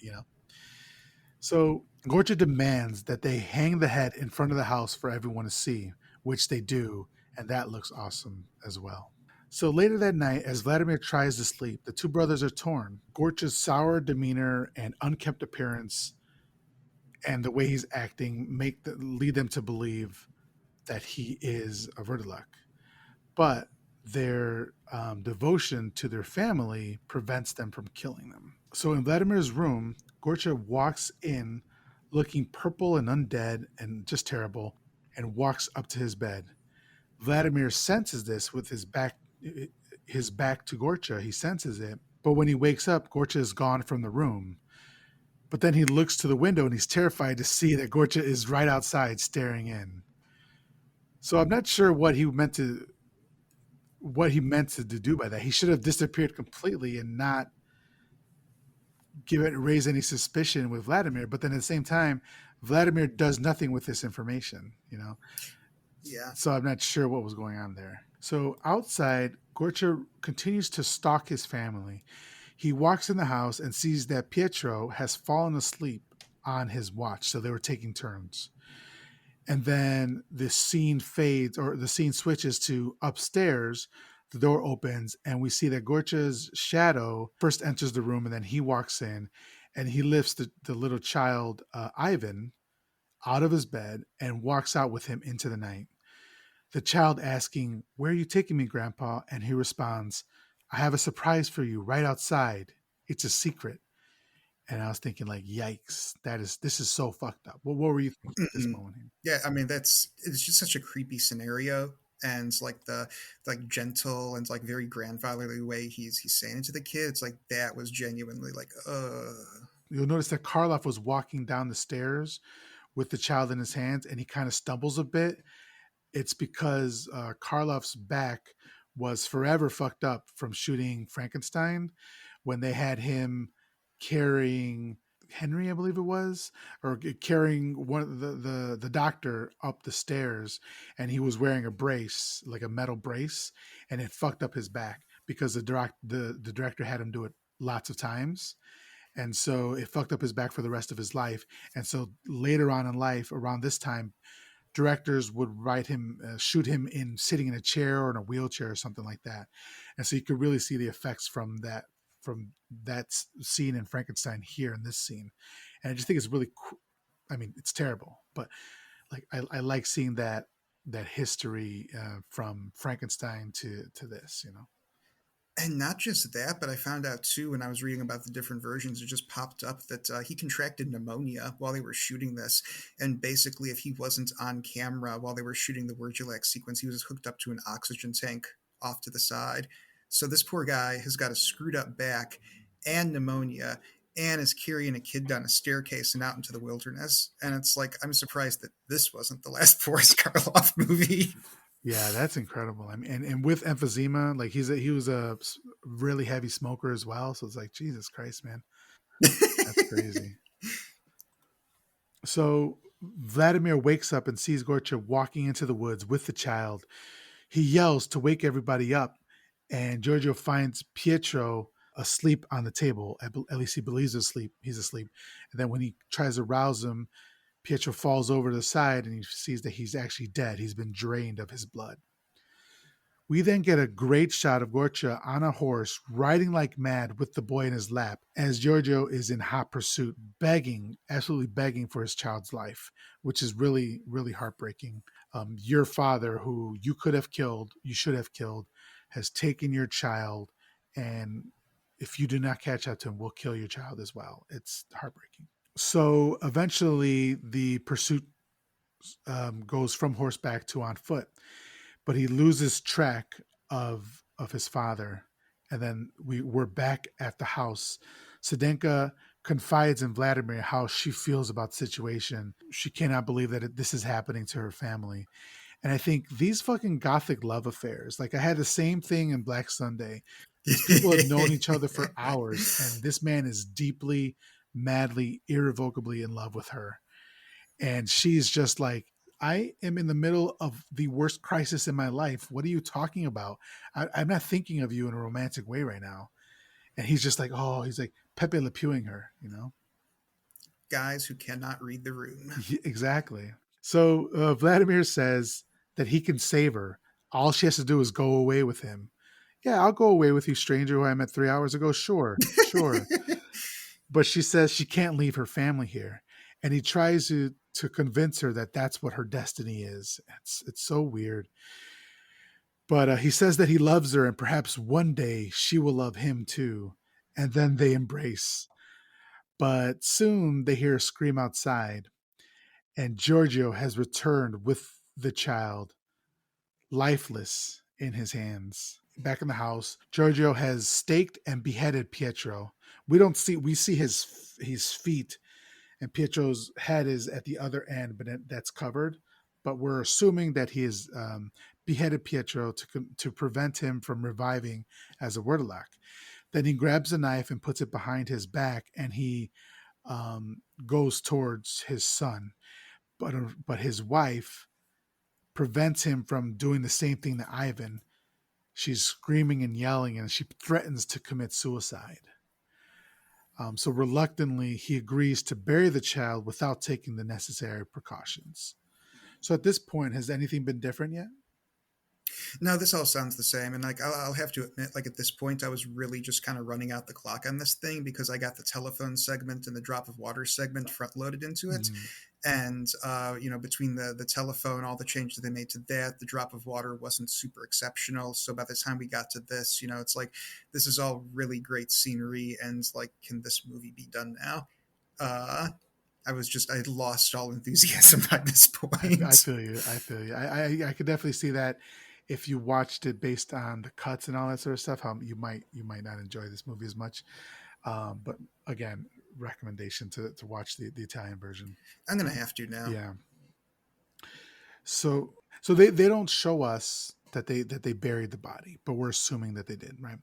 So that same night, and this is probably the creepiest. Well, there's also the water. I don't. This is a very creepy scene. That same night, the child rises from his grave and begs to be invited back into the house. It's so fucking creepy. He says, "Mama, I'm cold," over and over, and like it echoes throughout the house. And the mother hears this and runs to her son's aid.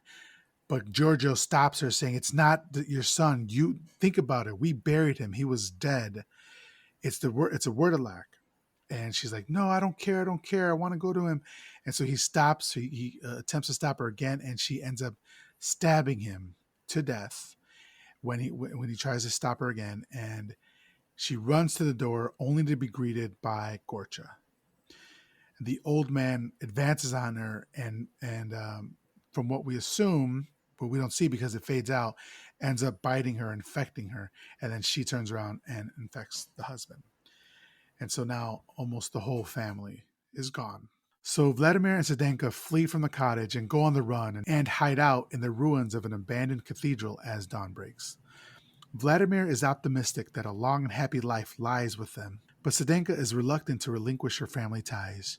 She believes that she is meant to stay with her family. Again, great atmosphere here. It's an abandoned convent, like it's overgrown, crumbled like down. It looks great. And it's very similar, what I was saying before, it's very similar to the vibe from Black Sunday. And I was, in fact, kind of surprised that this movie was in color because Black Sunday was 1960. It was in black and white. And just 3 years later, they do Black Sabbath. It's in color and different moods. Like I love the black and white, but I loved his use of color here. So I like that there's different eras in Bava's career. You can the black and white era and the color era.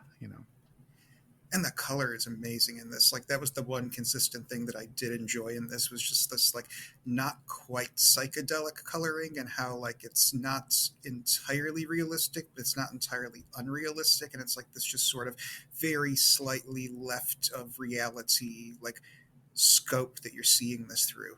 And I really did love that. And that's the thing about it is like you're saying, it's not altogether unrealistic. It just emphasizes things that are happening. So, for example, Hmm. when they show Carlos' face, Gorch's face, it's purple and blue because he's dead. So they'll shine like a purple or blue light on him, like maybe purple on one on the left and blue on the right, and then it just accentuates it. It looks crazy, but it also you're not Hmm. like it's not overly stylized. I wouldn't say. Yeah. Yeah. So Sedenka's fears about her family are confirmed when that evening Gorcha shows up at the abandoned abbey. As Vladimir sleeps, Sedenka is lured into the courtyard where she begs for her life, saying, "This man loves me." She doesn't say, "I love him." She says, "This man loves me." I hadn't caught that, but you're Yeah. right. And then Gorka says, "No man can love you as much as we do." And then the rest of the family appears, Giorgio and Maria. And they slowly advance on her. Their faces are horrible green. And again, he lights their faces really green here. As they gather her into their loving arms, they bite her to death. And awakened by her screams, Vladimir rushes to her aid, but the family has already taken her home, forcing the lover to follow suit. The young nobleman finds her lying on her bed. She says she did it for him. They came to kill him. She tells him to leave, but he does not do so. She says, I know you love me, and I love you too. My lips are useless without your kisses. A reminder here, they met less than 24 hours ago. So she tells him to kiss her, and she's hypnotizing him with her eyes. No longer caring, Vladimir embraces her. They kiss, and then she bites and infects him too. And that's the end. So I want to say that this is the only film in which the horror icon Boris Karloff plays a vampire, which I thought was really cool. And then I wanted to point out that the score in this installment was absolutely amazing. I'm not sure if you noticed it in this installment if they changed it up either, but it's really really great. I like what you bring up about him, this being the only movie where he plays a vampire, because for the Crypt Keeper segments in the American version, he just keeps bringing vampires up. And while watching this with my wife at one point, she just said something along the lines of, "What the hell is his obsession with vampires?" They like really leaned into that for the American version. They really wanted you to be aware of the fact that this is Boris Karloff and he's gonna play a vampire. So the next segment in the Italian version, that segment ends and it immediately goes into this final segment for us for the Italian version, which is the drop of water. I really need to see these segments with Boris Karloff that you were talking about. So the next segment is the drop of water, and I have always wanted to write this. It's a dark and stormy night in Victorian London, England, and I love the colors already that Bava is using in this segment. And we meet nurse Helen Chester, played by Jacqueline Perrault, who is just chilling in her house, eating, drinking, knitting, and listening to music, just living her best fucking life.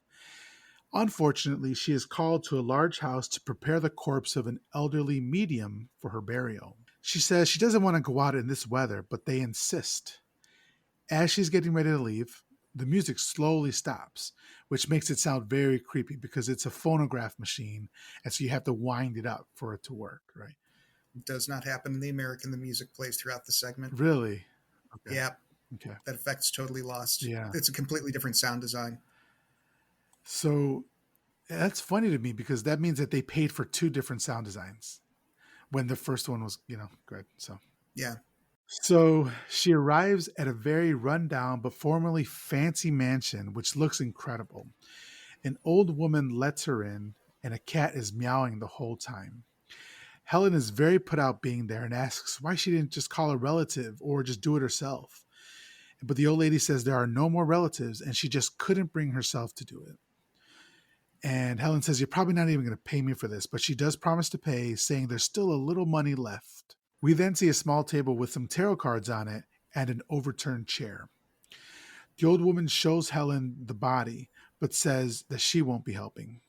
Helen then removes the sheet from the body, and we see a horrible looking face, teeth clenched, like eyes wide open, hair a stringy mess, and like head cocked to the side. Basically, nightmare fuel. Please tell me they didn't change any of this. they did not. And this is the first segment in the American one. And like at this point, I was like, oh, this movie is going to be awesome because they have that same. It's the word I'm looking for. The same makeup effects, like the same gnarly, like kind of like Cabbage Patch Grandma from Hell Uh-huh. uh, makeup on it. Yeah, it's really great, and it's the same. Yeah, it looks like Uncanny Valley. You're like, that head is Mm-hmm. too big, but it's not so big where you're like, that's not a real head. And the face, the features are deformed and exaggerated, but it looks absolutely fucking amazing. It's amazing. Yeah. Helen then notices an elaborate diamond ring on the corpse's finger. She looks around and then she asks for the dress that she is to be changed into, and the old woman takes her to it. For some reason, like the light fixture falls down, almost burning the body. I didn't really understand what was going on there. Yeah, I kept thinking that was going to come back somehow, or that there was like something going on there, and yeah, I have no clue what's up with that. Like it does come back a little bit later in just this scene, but like that's it. Like, but it never amounts to Yeah, anything. yeah.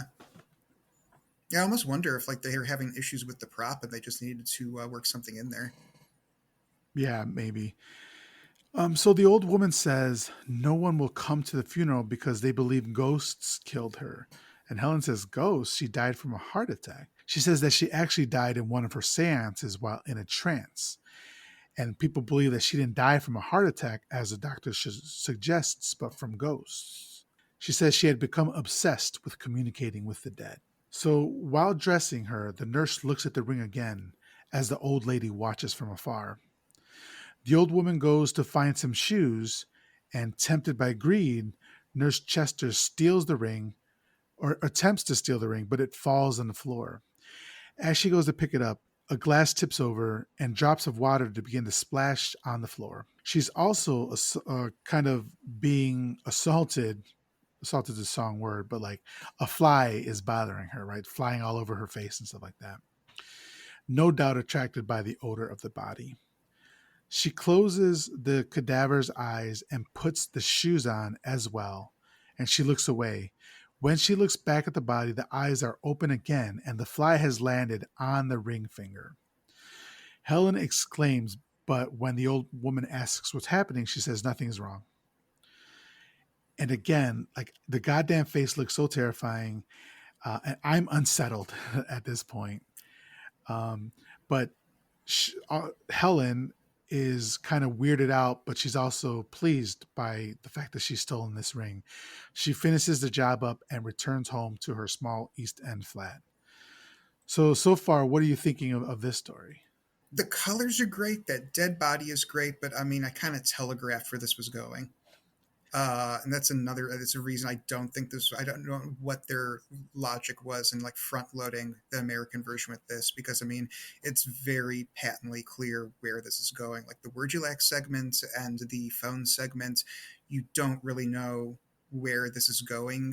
And they both have like unique things going on. And I think that like as soon as she steals that ring, as soon as you find out it's a medium, and this is the damnedest thing too in the American version, one of the very first things that the medium's maid says to her is don't steal anything. Oh my god.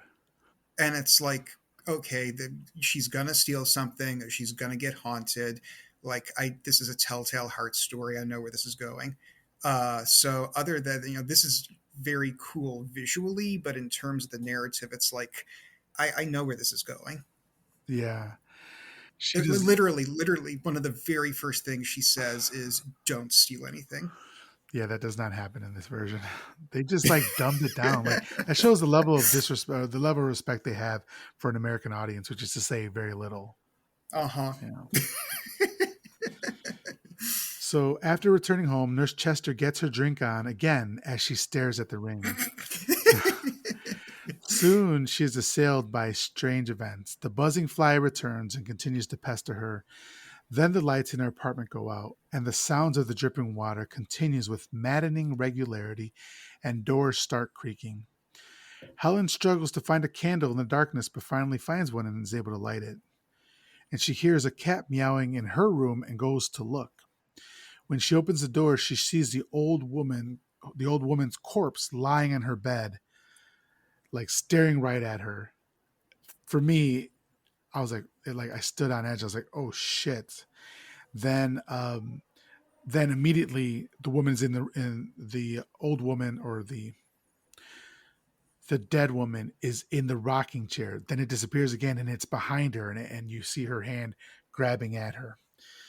This terrifies Nurse Chester, and then suddenly the body, the ghost, we would say, uh, her hands are outstretched and she's coming at her very slowly. And the terrified woman begs for forgiveness, but she ultimately ends up strangling herself, imagining that the medium's hands are gripping her throat. For me, absolutely terrifying. Like just I think it was so effective because of how the body looks, how the ghost looks, you know. It looked really good. So the next morning, the concierge discovers Nurse Chester's body and calls the police. The investigator on the scene quickly concludes that it's a simple case and that the Nurse Chester died of fright. The pathologist arrives on the scene to examine the body before it's taken away, and he notes that the only sign of violence is a small bruise on her left finger, most likely caused when someone pried a ring from her finger. And so when I heard this, I was like, oh shit, the ghost took the ring. But then, as soon as the doctor makes this observation, the concierge appears distressed, and she has apparently taken the ring from Nurse Chester's body and is further distracted by the sound of a fly swooping about in the air. And she also hears water dripping. So Nurse Chester's eyes are wide open, looking at the concierge as the camera zooms in on her eyes. And that's the end of this segment, The Drop of Water. So overall, what did you think about this segment here? This was the one that impressed me the least, and I think it is just because it's a very kind of pat, like revenge from beyond the dead type story. Mm, And this is the one that feels the most like a Tales from the Crypt episode. right. It's like I can see the Crypt Keeper, coming on after we cut to black and having some catty remarks about, something. I'm not clever enough to come up with something on the fly, but oh, on the fly. I see what you did Uh, there. but yeah, I mean, the colors and the sets and the dead woman really elevate this and make it more than it is narratively. But that corpse face, spooky. Yeah, that's going to be, there's certain horror memories that you take with you throughout your life. And that's going to be one of those. Because my confession is I hadn't seen this movie either. Oh, So, that's cool. So yeah. this was the both of our first time viewing, Yeah. and it's cool too that we both saw different versions. Yeah. I mean, I'm sorry that you had to see it that way, but I'm glad that you were able to talk for the American version. But you definitely need to see, when you have a chance, the Italian version. So then Boris Karloff makes a final appearance as Gorcha riding on his horse as he concludes the three tales of terror and tells the viewers to be careful while walking home at night, for ghosts and vampires have no fear. And then he says, "Dream of me," and then he says, "We'll become friends," which is really really weird to say. Then the image pulls back to actually reveal him sitting on a prop fake horse with a camera crew and various crewmen moving branches around to simulate the scene of riding through the forest from the Wardelak segment.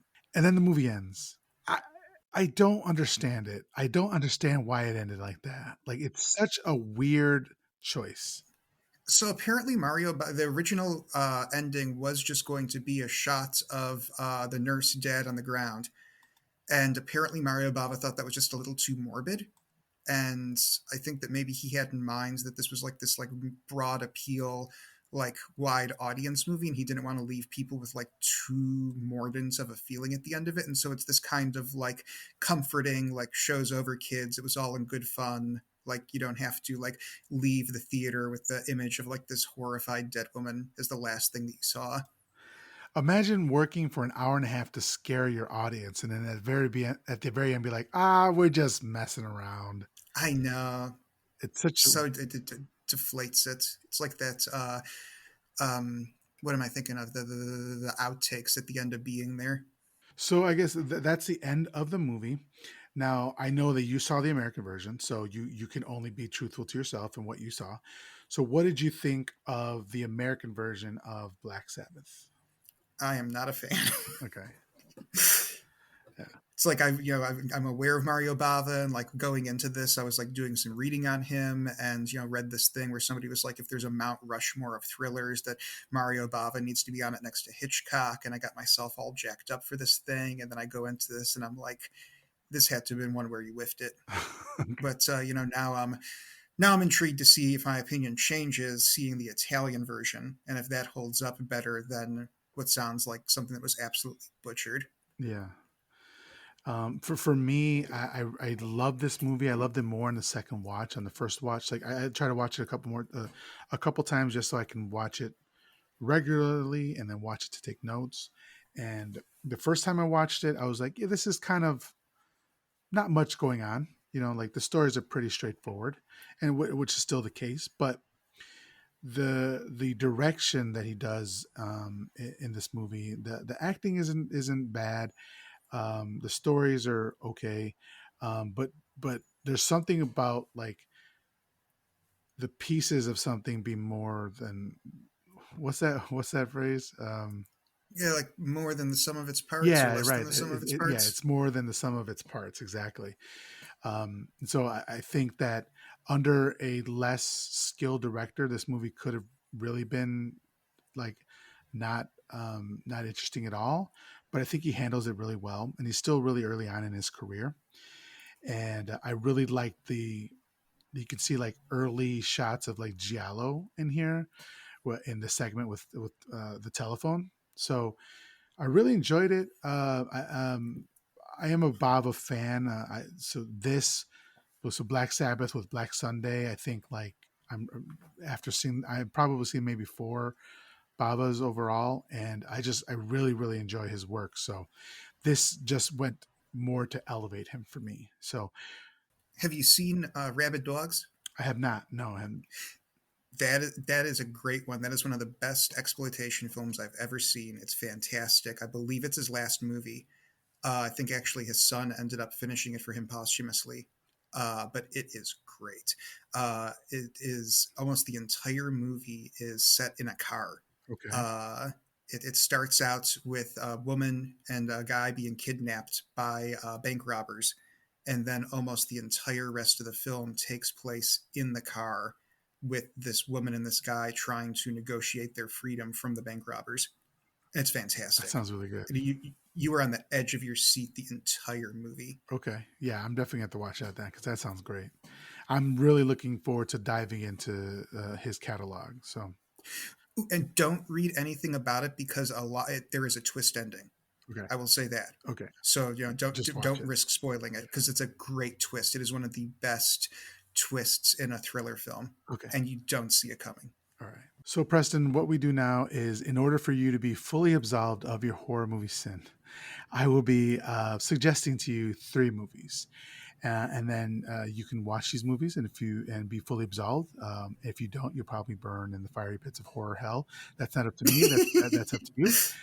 But the first suggestion, it has to be the Italian version of Black Sabbath. I think they really did a disservice based on everything that you're saying, all the changes they made and how they mix it around. I'd give it maybe a couple weeks before you watch it again. I don't know, so you can kind of get the Yeah, distaste of the American version out of your mouth. But I definitely recommend that. Next, I would say another Bava from 3 years earlier that I just did a couple weeks ago, Black Sunday.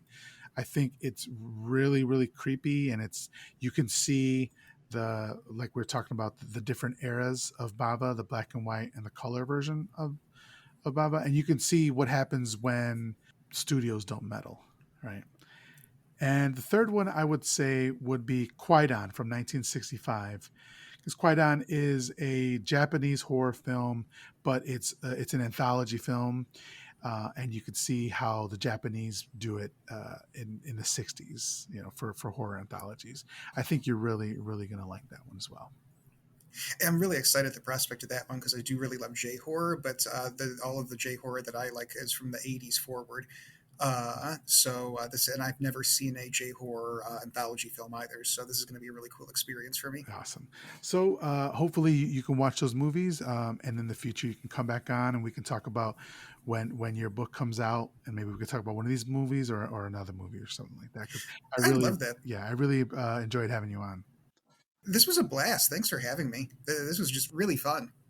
So if you could please once again let my listeners know where they can follow you, how they can support you, let them know the book that's coming out again, all that. Yeah, Beasts of 42nd Street comes out through Cemetery Dance March of 23, and right now is available for pre-order through Cemetery Dance. My other books are all available through Amazon and Barnes and Noble. I more or less make the same no matter where you buy it from, so your outlet of choice. And then you can find me on Twitter at Preston Fassel. Awesome. And if you'd like to follow the show, you can follow it on Twitter at MHCPod, like My Horror Confessional Pod. You can follow me on Instagram at myhorrorconfessional@gmail.com. If you'd like to email the show, you can email me at myhorrorconfessional@gmail.com. We are also on Patreon, patreon.com/myhorrorconfessional. For the last 6 months, we've been donating all pledges that we receive there to women's organizations that are fighting the fight to grant women access to abortion, which is healthcare. And so we've been doing that for 4 months. We have 2 more months on that So if that's something you'd like to support, we would really love it if you would support us on Patreon. And if you could rate and review the show on all your platforms, that we would really appreciate that as well. And the music was done by Taylor Fox. You can find her on Instagram at the Taylor Fox. The artwork was done by my friend Cap Mikey. You can find him on Instagram at Captain_Mikey_arts. Well, that's the show. Thank you so much for listening, and we'll talk to you next week.